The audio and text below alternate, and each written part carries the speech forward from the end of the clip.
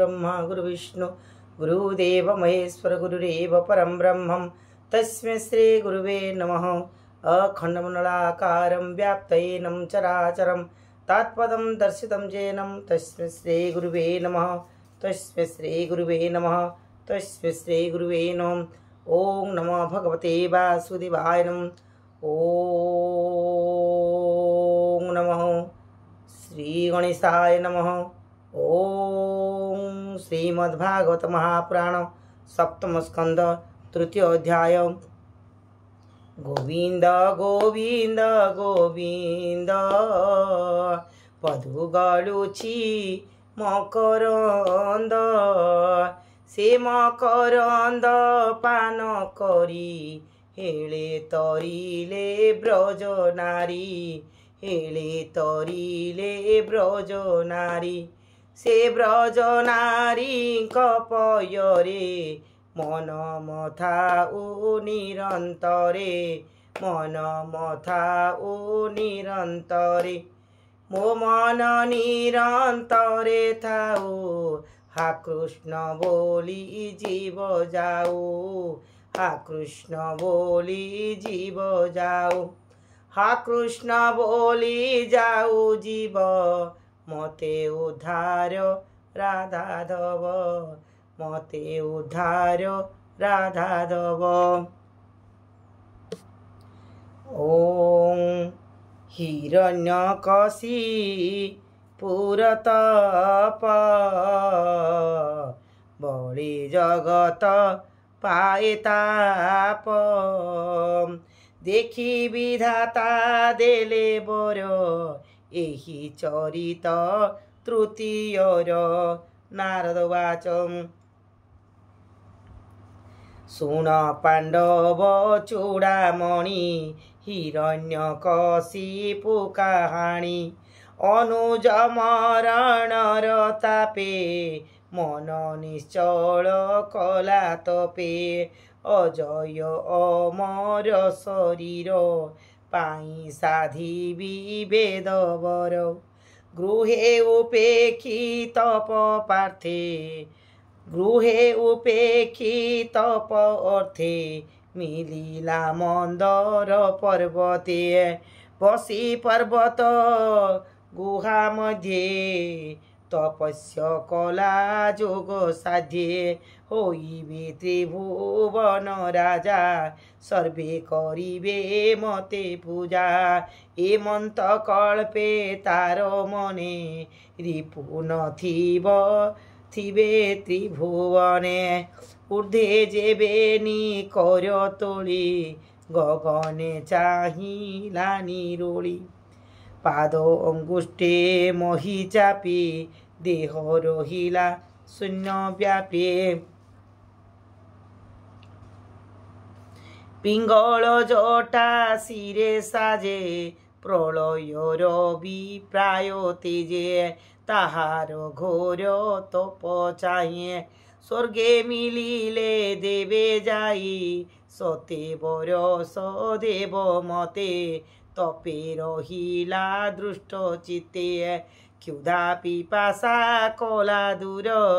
केवल पवन आहार तार मूर्धनि मध्यगत सधूम अनल संभूत तापिला ओध ऊर्ध्वे व्यापी देखी भुवन लोक कंपे नदी समुद्र दिग भूये कंपिले महाभय पाए गगनुग्रह तारा त्रासे भय खसिले दश दिशे भय खसिले दश दिशे देवी कंपिले ताहा देखी सभय भुवन उपेक्षे विचार करी एके एके सर्वे मिलिले ब्रह्मलोके सर्वे मिलिले ब्रह्मलोके ब्रह्माचरणे प्रणमिले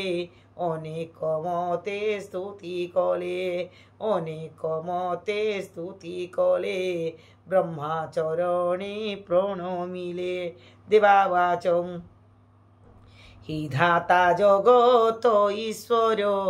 आम्भेजी शरण तोहर दैत्येन्द्र तप तेज चाहि भुवने न पारिलु रहि भये ओइलु तुम्भपुर आम्भଙ୍କୁ रख बेदवर तोर सञ्चित सर्वलोक आम्भଙ୍କୁ महाभयु रख जे मन्त लोक नाश नहे ते मन्ते कर तू पाए ते मन्ते कर तू पाए असुर तप ता तोर ध्याने किबा संकल्प तार मने से नहे तोते अगोचर आम्भे जे तोहर किंकर तथापि तोर पाद गते कहिलु महाभय चिते तुम्भे जे घोर तप करी पूर्वे तोषिल नर हरे तेणु ए ब्रह्म लोके स्थिति प्रजाभियाणे प्रजापति जे से से बलवंत जोग बले जोग संपादी सुनिश्चले अनेक जन्म साधि तप साध्य करिब सर्वलोक साध्य करिब सर्वलोक एते विचारे सत्यलोके बसिब तपे आत्मसुखे ब्रह्मांड सर्जिबार अर्थे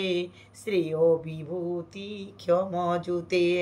एमंत ताहार विचार कहिलु जाहा इच्छा कर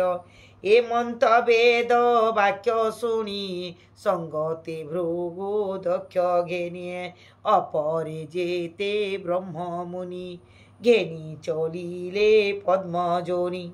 जन कुशल मने भाली दैत्यर तपस्थाने मिलिए देखिले असुर शरीर स्वभावे महाभयंकर वाल्मीकि कीट आच्छादित तृण पिपीलिका भक्षित मेद शोणित मांस चर्म अस्ति पंजरे कीट ग्राम तप साधने क्षीणकाय मांस शोणित शुष्क प्राय ताहार तप अतिरेक हेले तापित तीनि लोके देह नदी से तृणाच्छने मेघ आवृत रवि जेने एमंते असुर गते देखि विस्मित प्रजापति आरोही निज हंस जान कहन्ति कोमल वचनम ब्रह्मावाच उठ हे कश्यप कुमार होइछि तप सिद्धि तोर तपे तोहर कष्ट देखि ओइलु भुवन उपेक्षी तोहर बर दाता मुहि बांछित मोर माग तुहि तपे तो परि स्थिर मते के बा भुवने अछन्ति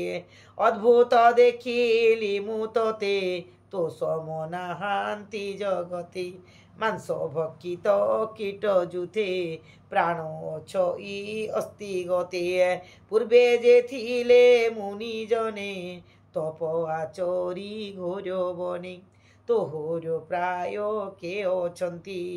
निरम्भो भक्षणे रहन्ति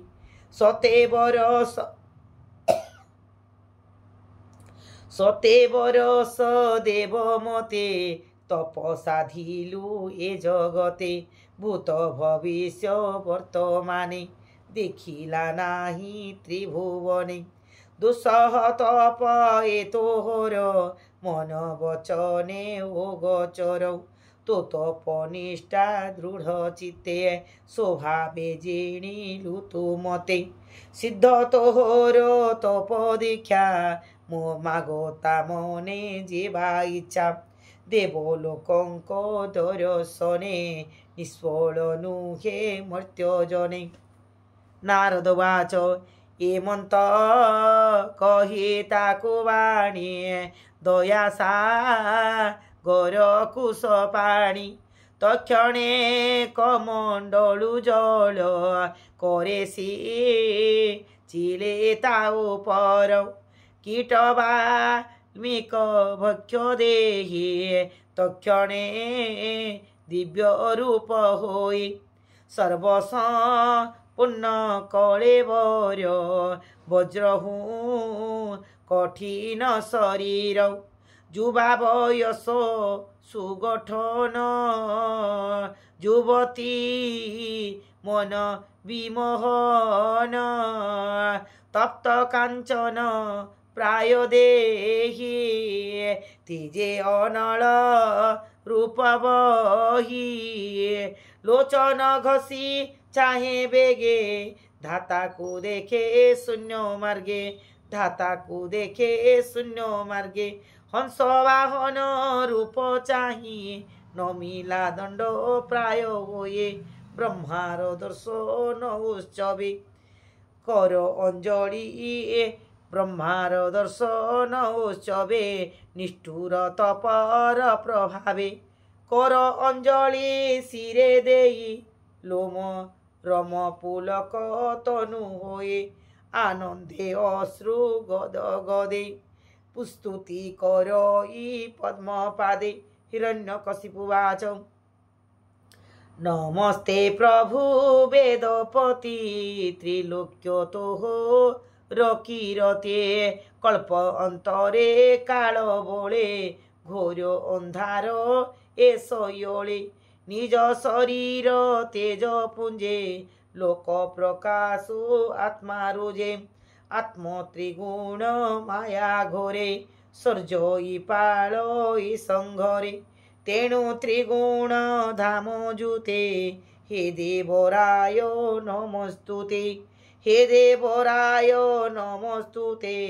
तेणु त्रिगुण धाम जुते ज्ञान विज्ञान आदि बीज नमस्ते प्रभु देवराय प्राण इंद्रिय मन बुद्धि विकारी व्यक्त जे प्रसिद्धे जगत कल्याण स्वरूपी जीव को प्राण बले व्यापे प्रजापति पति होए इंद्रिय इंद्र अर्थे रहे बहे तो तु महाभूत गुणाश्रय सकल श्रुति स्तुतिमय तु देव सप्त तनु हेतु चतुरहोत्र मूल तत्व आत्मारो आत्मा तु अनादि अनंत अप्रमेय आदि तु नाथ निमिष काल हरु प्राणीक आयुर्बल निमिष आदि रूप तोर तेणु प्राणीक आयुहर तोर सज्जित ए जगत तु कूट आत्मा रूपे स्थित तु परमेष्टि पितामह जीवलोकर जीव देह तो बिनु अन्य के जगते पर अपर छन्ते जेते संसारे विद्या कला जेते तोरो शरीर ए नियते ब्रह्मांड तोरो गर्भगत तु देवतीनी पुरनाथ जगत रूप तोरो देहिए मन इंद्रिय गुण ग्राह्ये एहांक भोग करु पुण परम पदे तोरो स्थान अव्यक्त आत्मा तु निर्गुणम तु नाथ परम पुराण अनंत अव्यक्त शरीर तु नाथ ब्रह्मांड भीतर चित्त अचित्त शक्तियुत नमस्ते प्रभु भगवंत जेबे तु करू जेबे तु वर देबु मते शुणी कहिबी तो अग्रते तोरो सर्जना जंतु जेते रूपे अरूपे छन्ति जेते ताहांक हस्ते न मरिबी अजरामर होइथिबी अजरामर होइथिबी ताहांक हस्ते न मरिबी ब्रह्मांड अंतर बाहारे रजनी किबा दिवसरे नाना आयुध छन्ति जेते केबे हेन कटिबे काटिबे मते पशु अथवा नर हस्ते भूमि अथवा सैन्य पथे जीव अजीवे न मरिबी